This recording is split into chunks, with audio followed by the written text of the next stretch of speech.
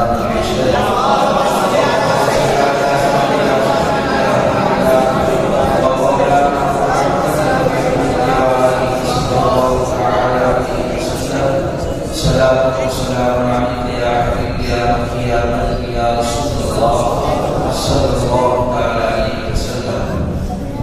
امام عشق و محبت مجدد ملت الشاہ امام احمد رضا خان فاضل طریق علیہ رحمۃ اللہ اپنی عقیدت و محبتوں کا سلام میرے آقا خیر الانام کی بارگاہ میں کچھ یوں پیش کرتے ہیں۔ مصطفیٰ جان رحمت پہ لاکھوں سلام، مصطفیٰ جان رحمت پہ لاکھوں سلام، شمع بزم ہدایت پہ لاکھوں سلام، اور ہم غریبوں کے آقا پہ بے حد درود، ہم فقیروں کی سرور پہ لاکھوں سلام، اور خلیفۃ المسلمین امیر المؤمنین سیدنا صدیق اکبر رضی اللہ تعالیٰ عنہ کی بارگاہ میں کچھ عقیدتوں کا گلدستہ اور نذرانہ یوں پیش فرمایا کہ اصدق الصادقین سید المتقین، چشم و گوش وزارت میں لاکھوں سلام، چشم و گوش وزارت میں لاکھوں سلام، اور سایہ مصطفیٰ مایہ اصطفیٰ عز و ناز خلافت پہ لاکھوں سلام، اور پھر کچھ یوں بیان کرتے ہیں، مجھ بے کس کی دولت پہ لاکھوں درود، مجھ سے بے کس کی دولت پہ لاکھوں درود، اور مجھ سے بے بس کی قوت پہ لاکھوں سلام، مجھ سے بے بس کی قوت پہ لاکھوں سلام، مصطفیٰ جان رحمت پہ لاکھوں سلام، شمع بزم ہدایت پہ لاکھوں سلام، اور ان کے مولا کی ان پر کروڑوں درود، ان کے اصحاب عطرت پہ لاکھوں سلام۔ حضور اکرم صلی اللہ تعالیٰ علیہ وسلم نے ارشاد فرمایا کہ اصحاب النجوم فبأيهم اقتديتم اهتديتم، کہ میرے صحابہ ستاروں کی مانند ہے، جو تم میں سے ان کی اقتدا کرے گا وہی ہدایت اور وہی کامیابی حاصل کرے گا۔ حضور اکرم صلی اللہ علیہ وسلم کا یہ فرمان یعنی ارشاد کہ میرے صحابہ ستاروں کی مانند ہے، جو تم میں سے ان کی اقتدا کرے گا وہی کامیابی اور ہدایت پر ہوگا۔ اور حضور اکرم صلی اللہ علیہ وسلم نے اپنے اصحاب کی فضیلتوں میں بے شمار اور جامع اقوال فرمان مصطفیٰ سے ہمیں ملتے ہیں، اور صحابہ کرام رضوان اللہ تعالیٰ علیہم اجمعین کی اگر ہم سیرتوں کا جائزہ لیں، پڑھیں، سنیں،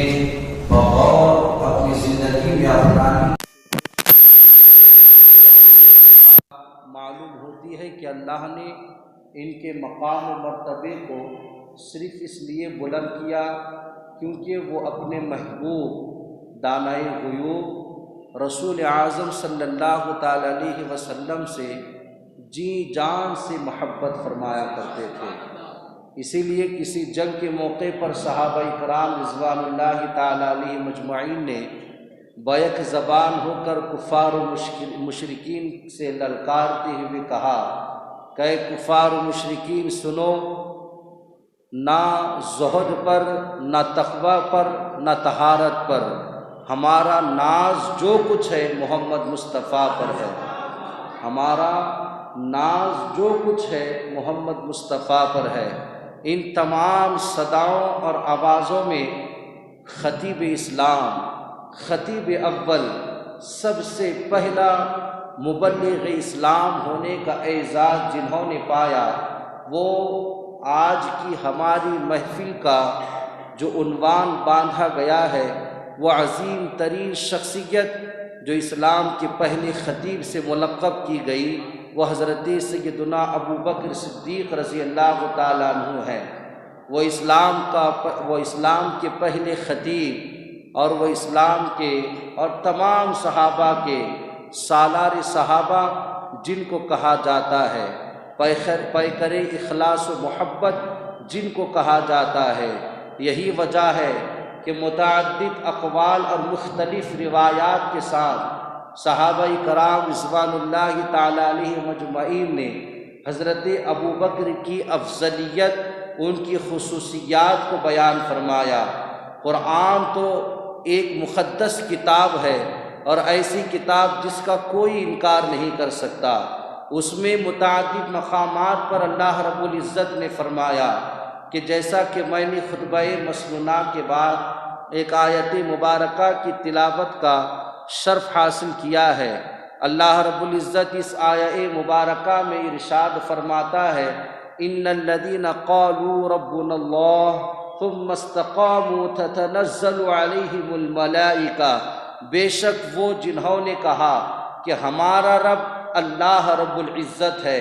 اور زندگی بھر اسی پر قائم رہے، تتنزل علیہم الملائکہ، اللہ رب العزت ان کی روح پرفتور پر اپنی رحمت کے فرشتوں کا نزول عطا فرماتا ہے۔ اور کہا کہ اللہ تخافوا ولا تحزنوا، نہ وہ ڈرے اور نہ غم کرے، اور اپنے محبوب کو فرمایا وَأَبْشِرُوا بِالْجَنَّةِ الَّتِي كُنْتُمْ تُوعَدُونَ، اے محبوب آپ انہیں جنت کی خوشخبری سنا دیجئے جن کا ان سے وعدہ کیا گیا ہے۔ یہ اللہ کا کلام ہے۔ مفسرین اکرام نے بیان فرمایا یہ حضرت سیدنا ابو بکر صدیق رضی اللہ تعالیٰ عنہ کی شان مبارک میں یہ آیت مبارکہ نازل ہوئی۔ کیوں؟ اس لیے کہ تواریخ گواہ ہے کہ تمام تاریخ کی کتابوں میں بیان کیا گیا، اور جامع ترمذی اور بخاری شریف، چاہے آپ حدیث مبارکہ کی کوئی بھی روح سے لو یا حدیث مبارکہ کی روشنی سے لو، حضرت سیدنا صدیق اکبر ہی وہ ذات مبارکہ ہیں جنہوں نے سب سے پہلے اسلام کو قبول کیا، اور جن کی بدولت اللہ نے اسلام کو پروان چڑھایا، اور جن کی بدولت اللہ نے اسلام کو سر بلندی عطا فرمائی۔ اللہ رب العزت اپنے اس مقدس بندے کی متعدد جگہوں پر تعریف کرتا ہوا ارشاد فرماتا ہے، کہیں پر فرمایا وَسَيُجَنَّبُهَا الْأَتْقَى الَّذِي يُؤْتِي مَالَهُ يَتَزَكَّى، ان قریب ہیں وہ لوگ جو جہنم سے بہت دور کیے جائیں گے، وہی ذات مبارکہ جو سب سے پہلے جہنم سے دور کی گئی وہ حضرت صدیق اکبر کی ذات مبارکہ ہے۔ اور پھر بیان ہوا کہ لقد سمع اللہ قولا للذین قالوا ان اللہ فقیر ونحن اغنیاء، جب اللہ کے رسول صلی اللہ تعالی علیہ وسلم کی بارگاہ میں ایک یہودی آ کر کہنے لگا، یا رسول اللہ صلی اللہ تعالی علیہ وسلم، ابو بکر نے مجھے بے وجہ تماچا مارا ہے۔ اللہ اکبر، ابو بکر صدیق کو بلایا گیا اور حضور نے فرمایا، اے ابو بکر کیا تم نے ان کو جو ہے جھاپڑ لگایا، تماچا مارا؟ تو حضرت ابو بکر صدیق نے کہا، ہاں یا رسول اللہ میں نے اسے مارا ہے۔ اللہ اکبر، حضرت ابو بکر صدیق رضی اللہ تعالیٰ عنہ کہتے میں کیوں نہ مارتا؟ اس نے کہا کہ اللہ فقیر ہے اور ہم غنی ہیں، اس لیے مجھے یہ بات گوارا نہ ہوئی، اس لیے میں نے خدا کی شان میں گستاخی کرنے والے کو ایک زوردار تماچا مارا۔ یا رسول اللہ اگر میرا بس چلتا تو میں اپنی تلوار سے اس کی گردن کو اڑا دیتا۔ اللہ اکبر، وہ یہودی کہنے لگا، یا رسول اللہ میں نے ایسا کوئی جملہ نہ کہا، اے محمد عربی صلی اللہ علیہ وسلم میں نے ایسا کوئی جملہ ہرگز اپنی زبان سے نہ نکالا۔ تبھی اللہ نے حضرت صدیق اکبر کی شان، ان کی خصوصیات اور ان کی فضیلتوں کو بیان کرتے ہوئے حضرت جبرائیل کو حکم ہوا، اے جبرائیل اس آیت مبارکہ کو لے جاؤ اور کہو کہ لقد سمع اللہ قولا للذین، کہ اللہ نے اس کے قول کو سنا ہے، قالوا انہوں نے کہا ہے کہ ان اللہ فقیر ونحن اغنیاء، کہ بے شک اللہ فقیر ہے اور ہم غنی ہے۔ اللہ اکبر۔ حضور اکرم صلی اللہ تعالی علیہ وسلم نے اس یہودی کے ساتھ جو معاملہ کیا سو کیا، لیکن صحابہ کرام سے فرمایا اے صحابہ مبارک ہو، ابو بکر کی صداقت کو اللہ نے قرآن میں بیان فرمایا ہے، ابو بکر کی سچائی اور تصدیق اللہ نے قرآن میں بیان فرمائی ہے۔ ایسی کئی ساری متعدد آیتیں ہیں جو اللہ نے اپنے اس نیک بندے کے اوپر نازل فرمائی، اس نیک بندے کے سلسلے میں نازل فرمائی۔ تو محترم معزز سامعین کرام، حضرت سیدنا ابو بکر صدیق رضی اللہ تعالیٰ عنہ کی خصوصیات اور ان کی فضیلتیں ہم اور آپ کیا بیان کر سکتے ہیں، جن کو امام ترمذی نے بیان فرمایا۔ کہا کہ حضور اکرم صلی اللہ تعالی علیہ وسلم فرماتے ہیں کہ لا ينبغي ان يؤمهم بغيره بین الناس، کہ اس قوم میں سے کسی کو اجازت نہیں اور زیب نہیں دیتا کہ وہ ابو بکر کی موجودگی میں امامت کرے، اس لیے کہ امامت کا حقدار صرف صدیق اکبر ہوگے، امامت کے حقدار صرف ابو بکر صدیق رضی اللہ تعالیٰ عنہ کی ذات مبارکہ ہوگی۔ حضرت محمد بن حنفیہ علیہ رحمت و رضوان بخاری شریف کی روایت سے بیان کرتے ہیں، میں نے اپنے والد حضرت علی مرتضیٰ کرم اللہ وجہہ الکریم رضی اللہ تعالیٰ عنہ سے پوچھا کہ اے ابا جان، اے علی مرتضیٰ رضی اللہ تعالیٰ عنہ، آپ جو ہے ای الناس خیر بعد الانبیاء، تو حضور اکرم صلی اللہ تعالیٰ علیہ وسلم کے بعد آپ کس کو بہترین انسان، افضل ترین انسان مانتے ہیں؟ تو حضرت علی مرتضیٰ نے جواب دیا قال ابو بکر صدیق رضی اللہ تعالیٰ عنہ، میرے آقا کے بعد اگر کوئی ساری روئے زمین پر انبیاء کے بعد اگر کوئی افضل ترین شخص ہے تو وہ حضرت سیدنا صدیق اکبر کی ذات مبارکہ ہے۔ حضرت محمد بن حنفیہ کہتے ہیں قلت ثم من، پھر میں نے کہا پھر اس کے بعد آپ کس کو مانتے ہیں؟ اللہ اکبر۔ حضور اکرم صلی اللہ علیہ وسلم کے وہ جانثار صحابی حضرت علی مرتضیٰ کہتے ہیں قال عمر بن الخطاب رضی اللہ تعالیٰ عنہ،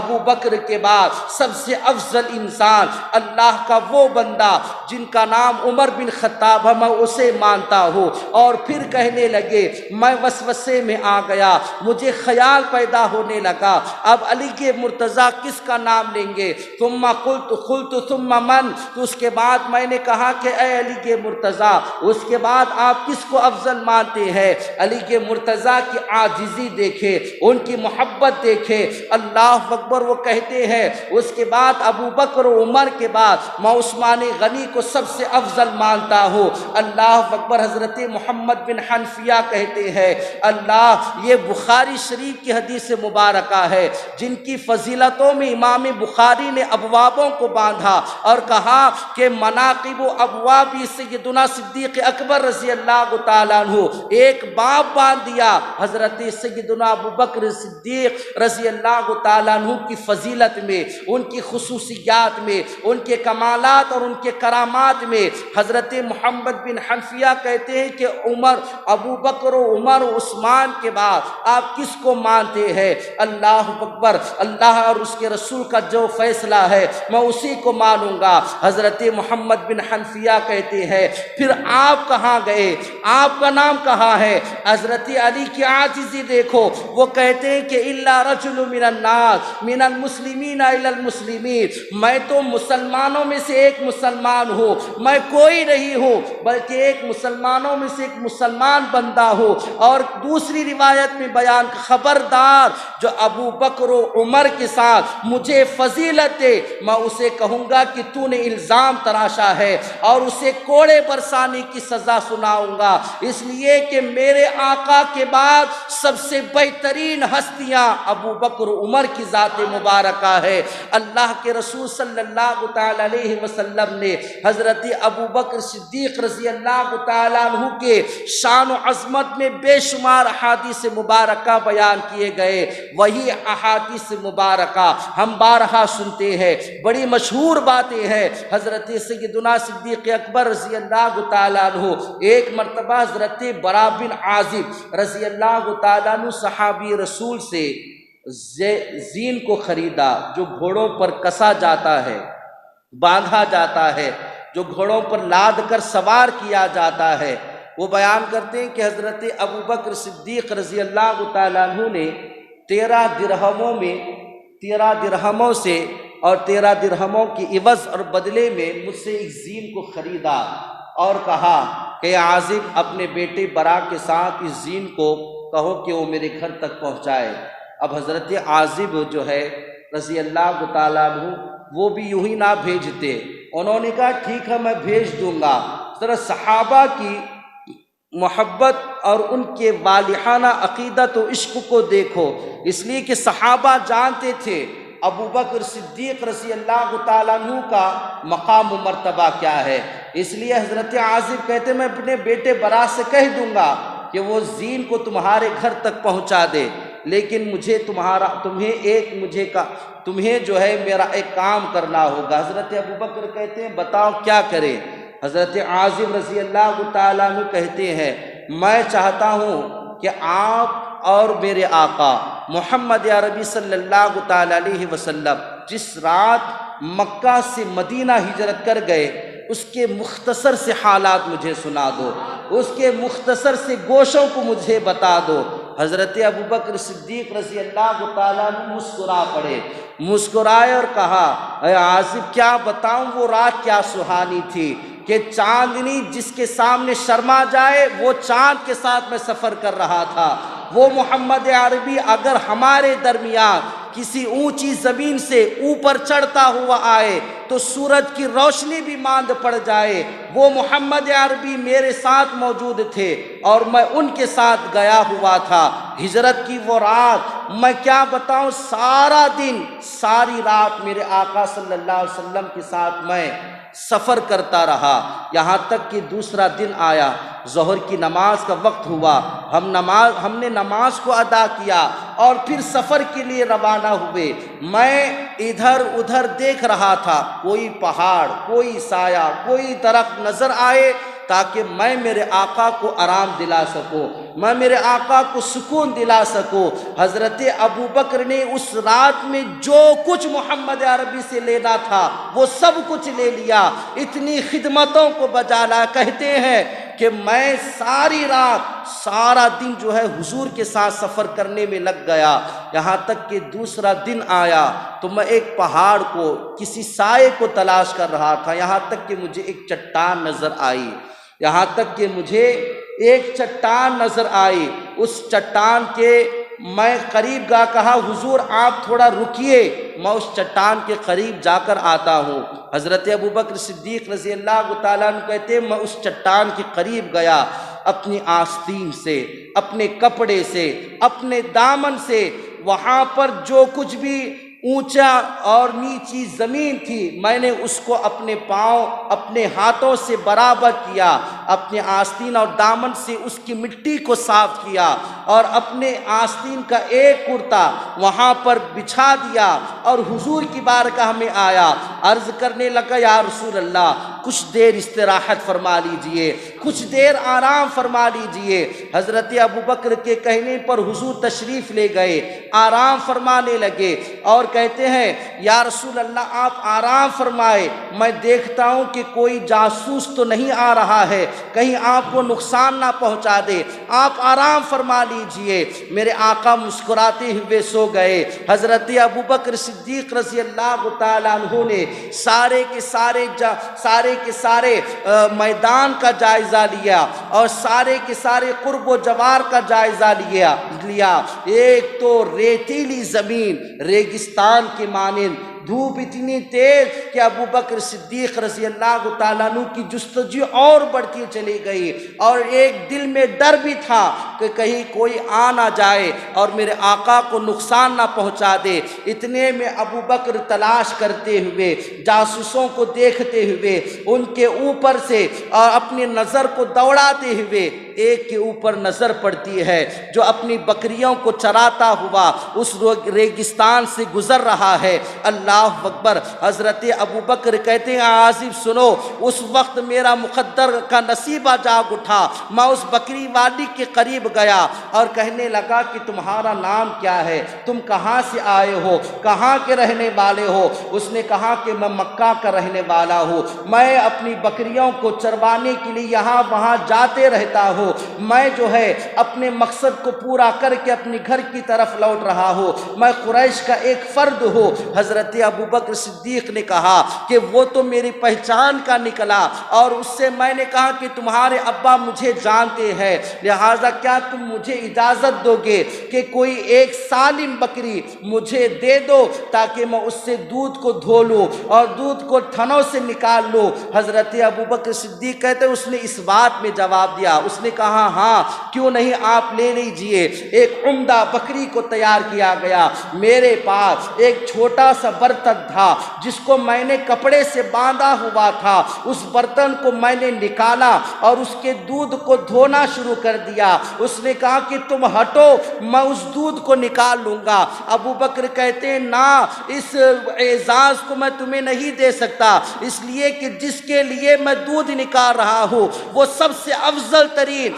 اشرف المخلوقات سے بھی بڑھ کر افضل ہے، لہٰذا میں اس موقع کو کیسے تمہیں عطا کروں؟ حضرت ابو بکر صدیق رضی اللہ تعالیٰ عنہ کہتے دودھ تو میں ہی نکالوں گا۔ اللہ اکبر۔ دودھ نکالنے کے بعد حضرت ابو بکر کہتے ہیں کہ اے عازب، میں نے اس دودھ کے پیالے پر نیچے سے پانی کا چھڑکاؤ کیا تاکہ دودھ ٹھنڈا ہو جائے اور میرے آقا کو پینے میں آسانی مل جائے۔ میرے آقا صلی اللہ تعالیٰ علیہ وسلم اسے آسانی سے سیرابی حاصل کر سکے۔ اس پیالے کو لے کر میں حضور کی بارگاہ میں آیا جب تک میرے آقا بیدار ہو چکے تھے۔ اللہ اکبر۔ اے عازب، وہ لمحات میں کبھی نہیں بھول سکتا، اس لیے کہ میرے آقا نے، میں نے جب حضور کو پیالہ پیش کیا، پیالہ پیش کرنے کے بعد حضور نے اتنا پیا کہ میں مطمئن ہو گیا، حضور نے اتنا پیا کہ میں خوش ہو گیا، اور کہا کہ اے ابو بکر، جہاں پر میرے لبوں نے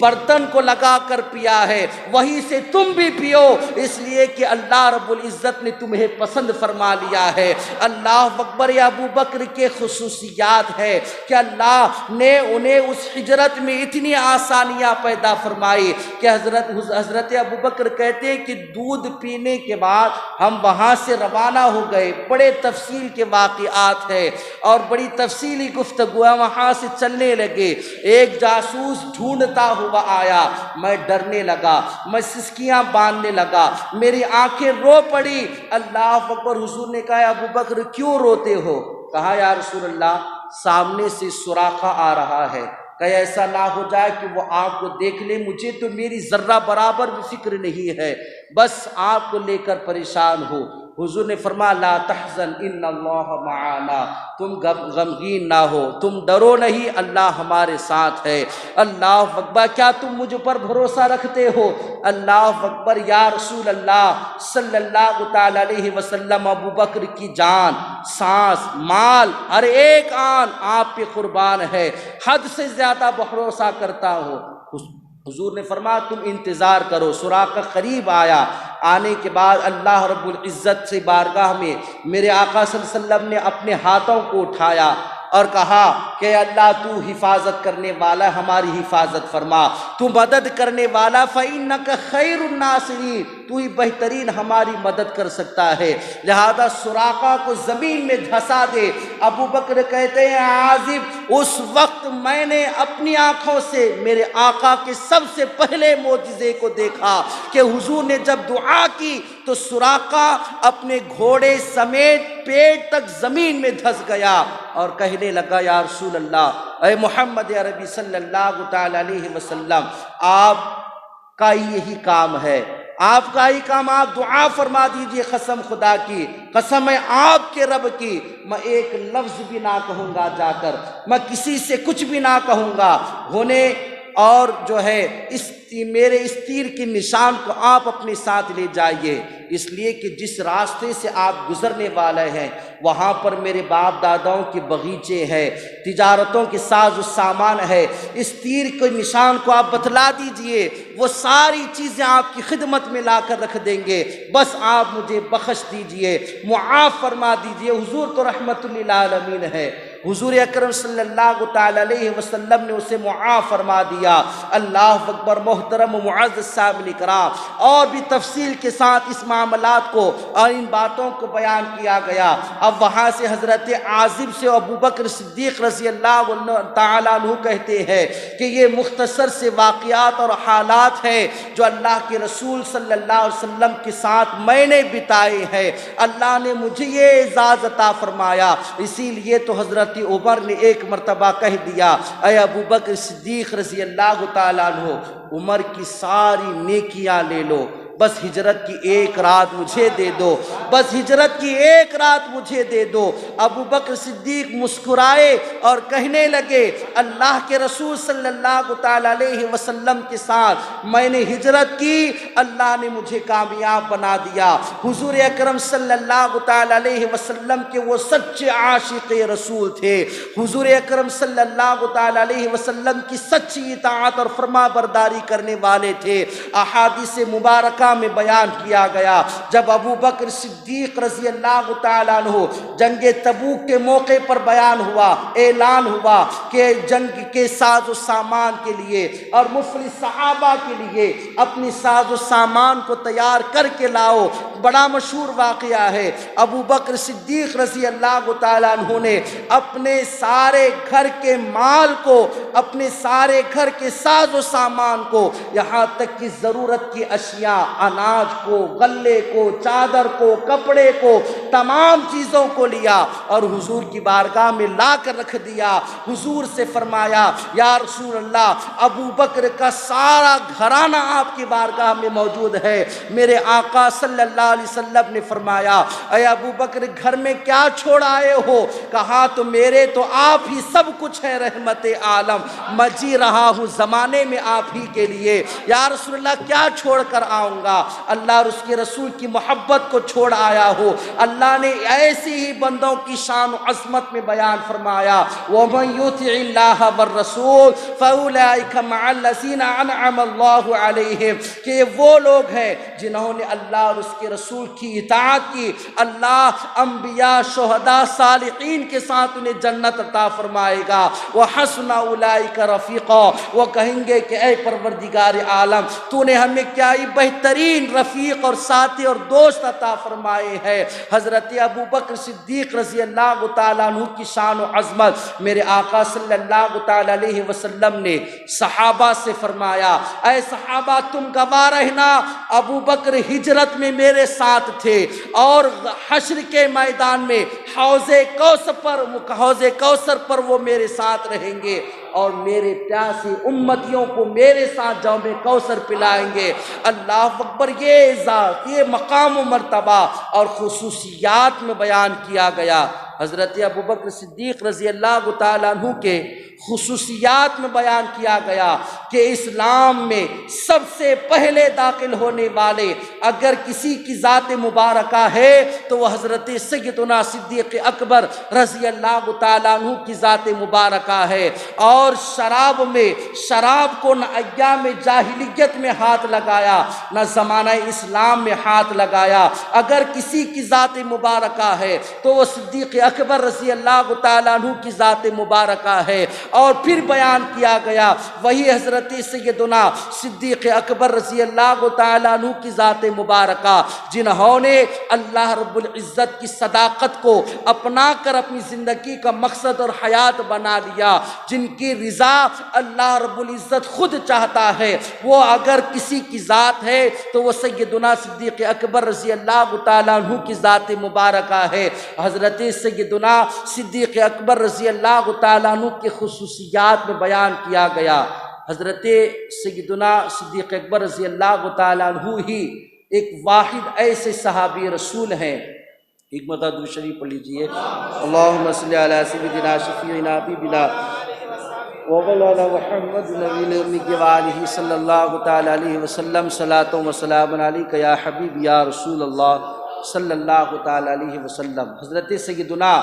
ابو بکر صدیق رضی اللہ تعالیٰ عنہ ہی ایک ایسے واحد صحابی رسول ہیں جو خود تو صحابی ہیں، باپ بھی صحابی، ماں بھی صحابیہ، بیٹے بھی صحابی، پوتے بھی صحابی، نواسے بھی صحابی، اور تمام اپنی بیٹیوں کو صحابیات کا اعزاز عطا فرمایا۔ وہ مقدس ذات مبارکہ حضرت سیدنا صدیق اکبر رضی اللہ تعالیٰ عنہ کی ہے۔ کیا جان نثاریہ اور کیا ہی فضیلت آیا ہے حضرت جناب صدیق اکبر رضی اللہ تعالیٰ عنہ کی شان میں کہ حضور اکرم صلی اللہ تعالیٰ علیہ وسلم نے ارشاد فرمایا، اللہ رب العزت قیامت کے دن تمام صدیقوں کا سردار حضرت صدیق اکبر کو بنائے گا، جنہوں نے اپنی زندگی میں صداقت کے ساتھ، پیکر اخلاق کے ساتھ، اخلاقانہ کریمانہ کے ساتھ، حلم و بردباری کے ساتھ جو اپنی زندگی کو جنہوں نے گزارا ہے، اللہ رب العزت انہیں تمام صدیقین کا سردار بنا کر ان کے ساتھ انہیں جنت عطا فرمائے گا۔ اس لیے کہ اللہ نے ان کی صداقت کو قرآن میں بیان فرمایا، اس لیے کہ اللہ نے ان کے تقوی و طہارت اور پرہیزگاری کو قرآن میں بیان فرمایا اور کہا وَسَيُجَنَّبُهَا الْأَتْقَى، قریب ہیں وہ لوگ جو سب کے سب جہنم سے دور کیے جائیں گے، جو کہ سب سے زیادہ متقی اور پرہیزگار ہوں گے۔ یہ آیت مبارکہ حضرت سیدنا ابو بکر صدیق رضی اللہ تعالیٰ عنہ کی شان اقدس میں نازل ہوئی۔ حضرت سیدنا علی کے مرتضیٰ رضی اللہ تعالیٰ عنہ بیان کرتے ہیں، حضرت صدیق اکبر کو اللہ رب العزت، اللہ کے رسول صلی اللہ تعالیٰ علیہ وسلم نے بے شمار ان کی فضیلتوں کو بیان کیا گیا، ان کی فضیلتیں بیان ہوئی، اور وہ ایک ایسے مقدس صحابی رسول ہے جن کو میرے آقا صلی اللہ علیہ وسلم نے فرمایا کسی قوم کو زیب نہیں دیتا کہ وہ ابو بکر کی موجودگی میں امامت کرے، یعنی امامت کا سب سے زیادہ حقدار میرے مصلی پر ابو بکر کی ذات مبارکہ ہوگی، وہ ابو بکر صدیق رضی اللہ تعالیٰ عنہ کی ذات مبارکہ ہوگی۔ روایتوں میں بیان کیا 17 نمازیں اور 17 بار جو ہے حضرت ابو بکر صدیق رضی اللہ تعالیٰ عنہ نے حضور کی ظاہری حیات میں 17 مرتبہ صحابہ کی امامت فرمائی حضور کی ظاہری حیات میں، اور یہ اعزاز سوائے ابو بکر کے کسی کو حاصل نہ ہوا، اس لیے کہ وہ خلیفۃ المسلمین ہے اور اسلام کے سب سے پہلے خلیفہ اور سب سے پہلے خطیب ہیں۔ حال تو یہ ہے کہ حضرت سیدنا صدیق اکبر رضی اللہ تعالیٰ عنہ نے کہا کہ خبردار، اللہ کے رسول صلی اللہ تعالیٰ علیہ وسلم کی شان اور ان کی ذات مبارکہ میں ذرہ سی بے ادبی کو برداشت نہ کرتے تھے، اور میرے آقا صلی اللہ تعالیٰ علیہ وسلم کی دین اسلام کو پھیلانے میں اور حضور اکرم صلی اللہ تعالیٰ علیہ وسلم کے اسلامی مشن کو آگے بڑھانے میں سب سے پہلے اگر کسی نے قدم بڑھایا تو وہ حضرت ابو بکر صدیق رضی اللہ تعالیٰ عنہ تھے۔ جب مسلمانوں کی تعداد 8 کو پہنچی تو ابو بکر نے عرض کی یا رسول اللہ صلی اللہ علیہ وسلم، کیا یہ اچھا ہوتا کہ ہم اعلان اسلام کو بیان کر دے۔ میرے آقا صلی اللہ علیہ وسلم نے اصرار کرنے کے بعد کہا کہ ٹھیک ہے کر لو۔ حضرت ابو بکر صدیق رضی اللہ تعالیٰ عنہ کہتے ہیں میں کفار و مشرکین کے لیے حرم کعبہ میں جمع کیے گئے تمام کفار و مشرکین، اور میں کھڑا ہوا اس حال میں کہ میرے آقا وہاں پر موجود تھے۔ اللہ اکبر، حضور اکرم صلی اللہ علیہ وسلم کی موجودگی میں کھڑا ہوا اور اسلام اور حق کلمت الحق کی طرف، یعنی اسلام کے پرچم کو بلند کرنے کے مقصد و ارادے سے میں کھڑا ہوا، لوگوں کو اسلام کی دعوت دینے لگا تو لوگوں نے بجائے قبول کرنے کے مجھ پر پتھر برسانے شروع کر دیے، مجھ پر اتنے پتھر برسائے کہ میں بے ہوش ہو کر نیچے گر پڑا۔ اب اس کا معاملہ آگے بڑھتا چلا گیا، ہم سنے ہی ہوں گے ان کا عشق اور ان کی محبت کا یہ انداز کہ حضرت ابو بکر صدیق رضی اللہ تعالیٰ عنہ ان کے پتھر سے چوٹ کھا کر نیچے بے ہوش گر پڑے۔ گر کر پڑنے کے بعد تمام خاندان والوں کو بلوایا گیا۔ جب معلوم ہوا تو ابوبکر صدیق رضی اللہ تعالیٰ عنہ کی ذات مبارکہ جب وہ معلوم کی گئی کہ انہیں زخمی کیا گیا، وہ بے ہوش ہو کر نیچے پڑ گئے ہیں، سارے گھر والے انہیں ہوش میں لانے کے لیے اپنے گھر لے گئے۔ ہوش میں لایا گیا اور لانے کے بعد سب سے پہلے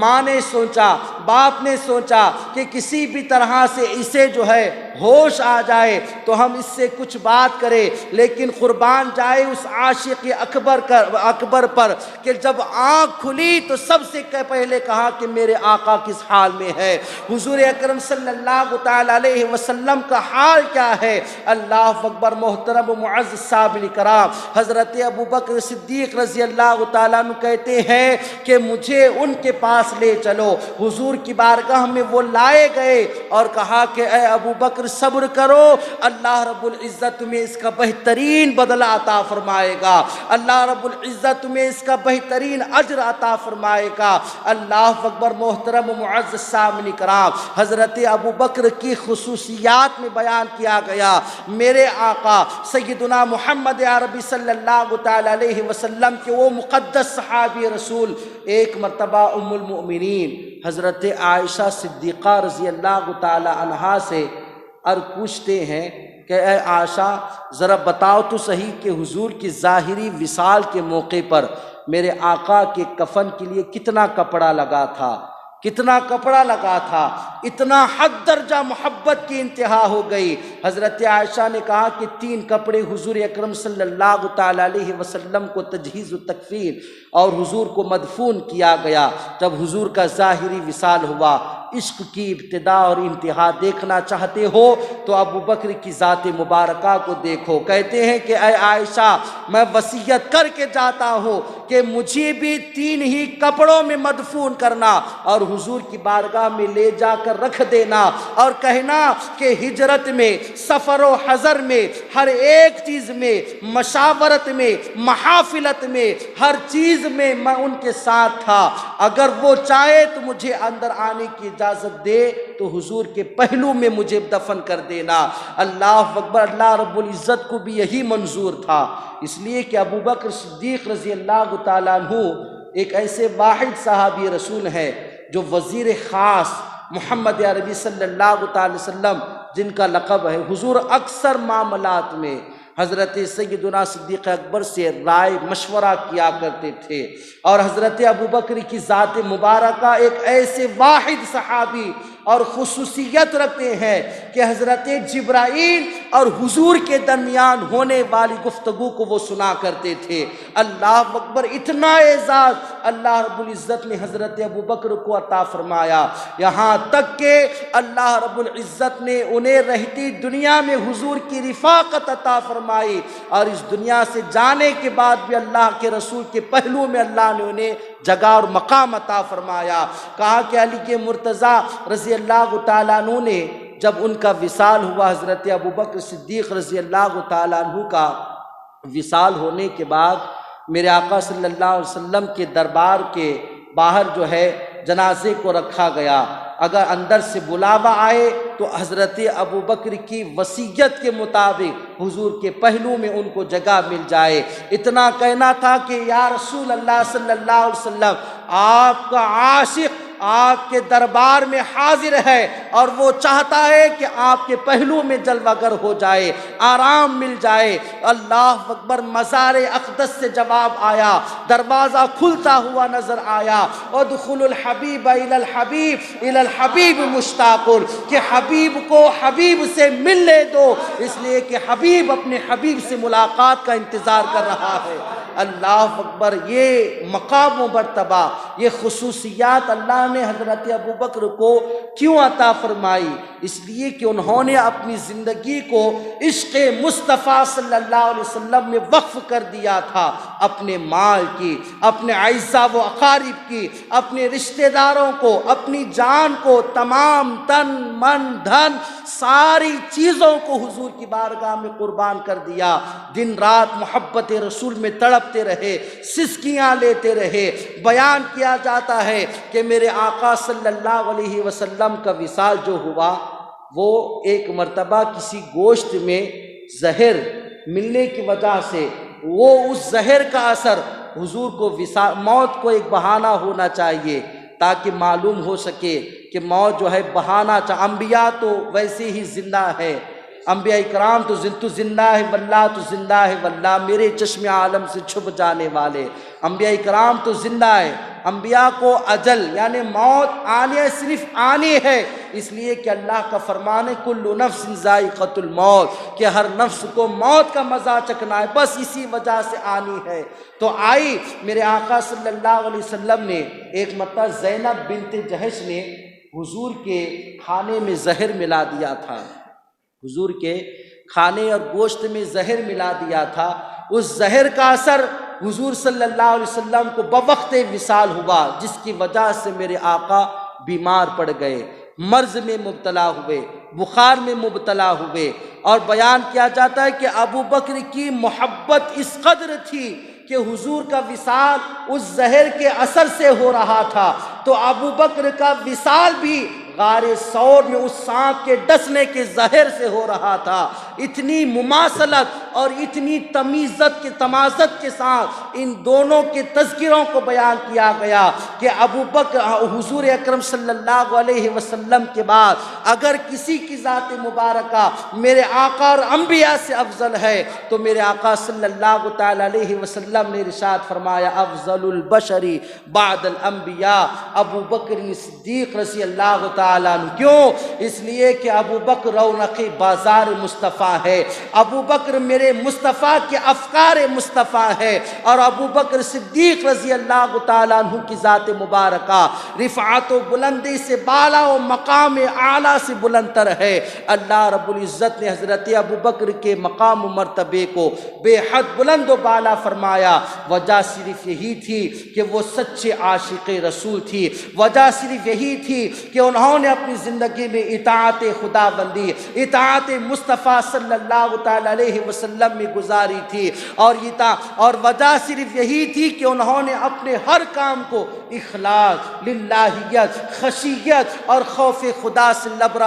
بر اندام ہوتے ہوئے کیا۔ اخلاص کی برکتیں ہیں کہ اللہ رب العزت نے انہیں وہ مقام و مرتبہ عطا فرمایا کہ امام عشق و محبت نے کہا کہ لحد میں عشق رخ شہ کا داغ لے کے چلے، اندھیری رات تھی، اندھیری رات سنی تھی، وہ چراغ لے کے چلے۔ وہ چراغ کیا ہے؟ آخر وہ چراغ کیا ہے؟ تو وہ چراغ سننے کے لیے ابو بکر اور صحابہ کی ذات مبارکہ تو دور کے بعد ہمارے درمیان اٹھنے اور بیٹھنے والے، ہمارے درمیان موجود اشخاص میں بھی اللہ جسے پسند فرماتا ہے، جس کے عشق کو قبول کرتا ہے، جس کی محبت کو پسند فرما لیتا ہے، اللہ ساری دنیا میں اس کے چرچوں کو بلند و بالا فرما دیتا ہے۔ کون نہیں جانتا ان مبلغین میں سے حال حال میں ایک عظیم ترین مبلغ جس کو آج زمانہ اور دنیا الحاج الشاہ الحافظ القاری محمد ریاض الدین علیہ رحمت و رضوان کے نام سے یاد کرتی ہے۔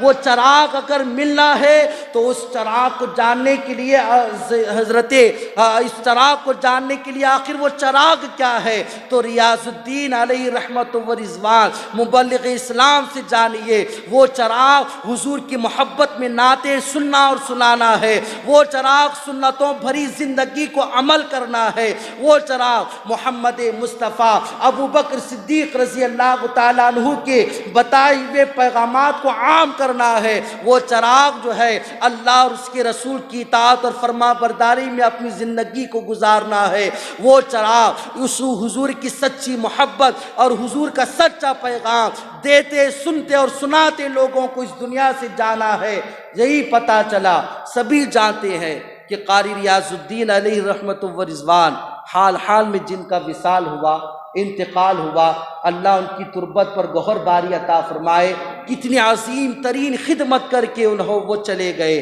کتنے عظیم ترین۔ آج ان کے لیے کوئی یہ نہیں جانتا کہ ان کے بارے میں کوئی یہ نہیں پوچھ رہا ہے کہ وہ کتنے امیر تھے، کتنے غریب تھے، کوئی انہیں یاد کر رہا ہے تو اس واسطے یاد کر رہا ہے کہ وہ ایک عظیم نعت خواں تھے، وہ عظیم حافظ تھے، وہ ایک اسلام کے سب سے بہترین اور بڑے مبلغ اسلام تھے۔ آج انہیں یاد کیا جا رہا ہے تو اللہ اکبر، ان کی تلاوتوں کے ساتھ، ان کے نعت خوانی کے ساتھ، جنہوں نے اپنی زندگی میں کہا کہ اللہ اکبر، جن کا کھا رہے ہیں اسی کے نغمے ہم گا کر اس دنیا سے رخصت ہو جائیں گے۔ اللہ اکبر، قاری ریاض الدین علیہ رحمت و رضوان کے وصال سے ہمیں ایک ایسا سانحہ ہوا، ایک ایسے مرحلے سے ہم گزرے کہ ہم نے دیکھا کہ قاری ریاض الدین علیہ رحمت و رضوان کو اللہ رب العزت نے اس ماہ مبارک میں، جو ابوبکر صدیق رضی اللہ تعالیٰ عنہ کے وصال کا مہینہ ہے، اور اس ماہ مبارک میں ان کا انتقال ہونا، یہ کچھ نسبتیں ہیں، اس لیے کہ حضرت ابوبکر صدیق رضی اللہ تعالیٰ عنہ ایک ایسے عاشق رسول تھے، نہ جانے اللہ رب العزت کو ریاض الدین علیہ رحمت و رضوان کی کون سی عطا پسند آئی کہ اللہ رب العزت نے انہیں یار غار مصطفیٰ، سب سے چہیتے صحابی کے وصال کے مہینے میں انہیں موت عطا فرمائی، انتقال عطا فرما، وصال عطا فرمایا، اور وہ بھی نام ریاض، جو کہ میرے آقا صلی اللہ علیہ وسلم نے ارشاد فرمایا، ما بین بیتی و منبری روضۃ من ریاض الجنہ، کہ میرے گھر اور منبر کے درمیان کی کیا جنت کی جو کیاری ہے، روضہ ہے، وہ جنت کے باغوں میں سے ایک باغ ہے، اس کا نام ریاض ہے۔ تو اللہ رب العزت یہی چاہتا ہوگا کہ پروردگار عالم حشر کے میدان میں ابو بکر کے ساتھ ریاض الدین کا حشر فرمائے اور انہی کے ساتھ اس کو محبت کے ساتھ جنت عطا فرما دے۔ لہٰذا کتنی اچھی زندگی گزار کر وہ اس دار فانی سے ہمیں عبرت دیتے ہوئے چلے گئے۔ کیا ہی بہترین، جن کے اخلاص کی اور جن کے مدح خوانی کی گواہی جو ہے مفکر اسلام علامہ قمر الزمان اعظمی جیسی شخصیت دے رہی ہو، اور ان کے اخلاص کی گواہی، ایمان کی گواہی داعی کبیر، واصل آغوش کعبہ،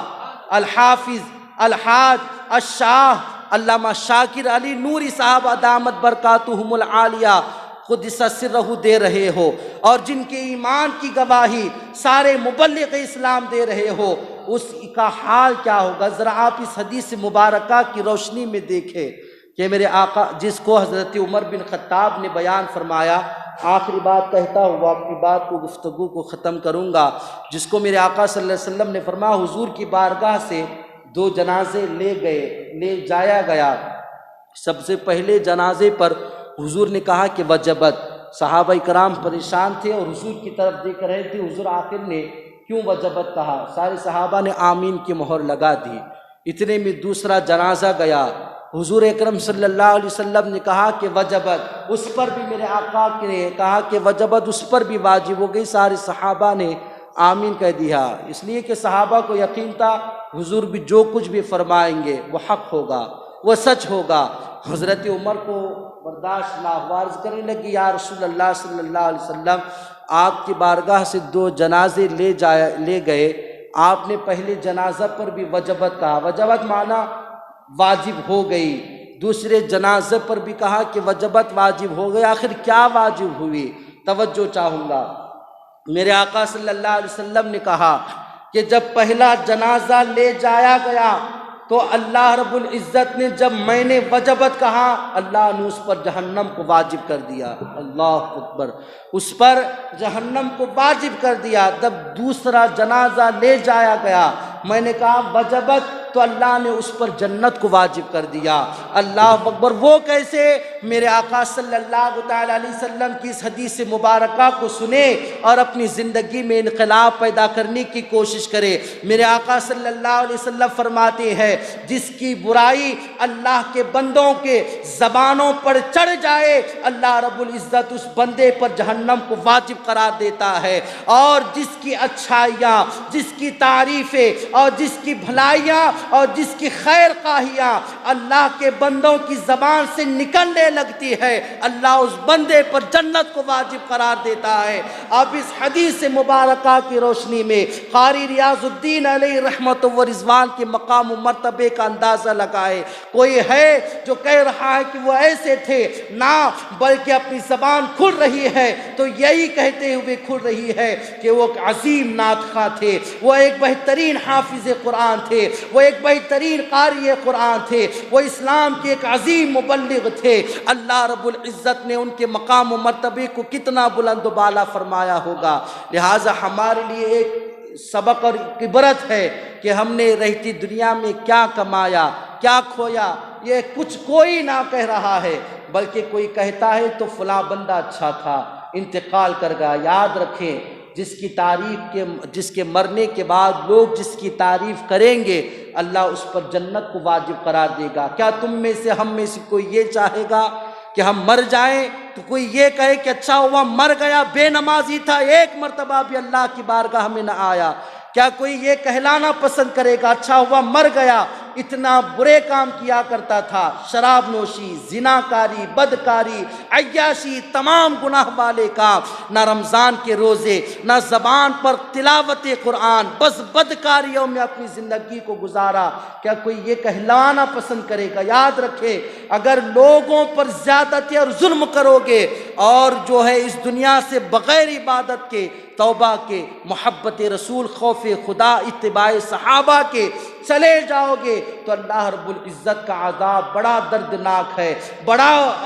اس کا دردناک عذاب میں وہ مبتلا فرمانے والا ہے۔ لہٰذا اللہ کی رحمتوں کو سمجھے۔ صحابہ کرام میں سے ایک عظیم ترین صحابی رسول حضرت سیدنا صدیق اکبر کی ہم نے ذات مبارکہ کو سنا، اللہ نے ان کے مقام و مرتبے کو کیوں بلند و بالا فرمایا؟ صرف واحد وجہ یہی تھی کہ انہوں نے اپنی زندگی میں اخلاص کو اپنایا، اپنا ہر عمل اللہ اور اس کے رسول کی رضامندی، خوشنودی کے لیے کیا۔ اور چاہے وہ قاری ریاض الدین علیہ رحمت و رضوان کی ذات مبارکہ ہو، انہوں نے اپنی زندگی میں ہمیں یہی پیغام دیا کہ اے لوگوں، زمانے میں ہمارے پاس کچھ رہے نہ رہے لیکن آخرت کے لیے حضور کی محبت کا دم بھر لو، اللہ رب العزت اسی کی محبتوں کے ساتھ شفاعت بھی فرمائے گا، اپنا دیدار بھی نصیب کرے گا، اور اب اللہ اپنے حکم سے جنت بھی عطا فرمائے گا۔ یہی پیغام قرآن بھی دے رہا ہے، وَمَن يُطِعِ اللَّهَ وَالرَّسُولَ فَأُولَٰئِكَ مَعَ الَّذِينَ أَنْعَمَ اللَّهُ عَلَيْهِمْ کہ اے لوگوں اللہ اور اس کے رسول کی اطاعت اور فرما برداری کرو۔